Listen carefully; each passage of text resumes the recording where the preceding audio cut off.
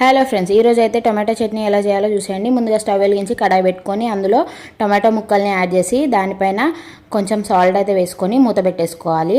అవి మగ్గేంతలోపు ఇంకో కడాయిలో అయితే పల్లీలు వేయించేసుకోవాలి. చూడండి, టమాటాలు అయితే బాగా మగ్గిపోయాయి, ఉడికిపోయాయి. దాన్ని అయితే స్టవ్ ఆఫ్ చేసి పక్కన పెట్టేసుకొని ఇంకో కడాయి పెట్టేసుకొని అందులో ఆయిల్ పోసుకొని ఆవాలు జీలకర్ర అయితే వేసుకోవాలి. అవి కూడా వేగిన తర్వాత 4-5 అల్లం వెల్లుల్లి అలాగే 5-6 మిర్చి అయితే వేసేసుకోవాలి. అవి కూడా బాగా వేగించి చల్లార్చుకోవాలి.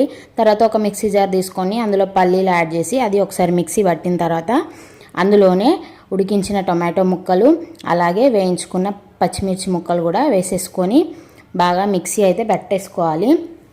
తర్వాత దాన్ని పోపు పెట్టడానికి కోసం ఇంకో కడాయిలో కొంచెం ఆయిల్ వేసి ఆవాలు జీలకర్ర కొంచెం పసుపు యాడ్ చేసేసుకొని ఇలా పోపు వేసేసుకుంటే సరిపోతుంది. ఇందులో తగినంత సాల్ట్ వేసుకుంటే టమాటా చట్నీ రెడీ. Please subscribe.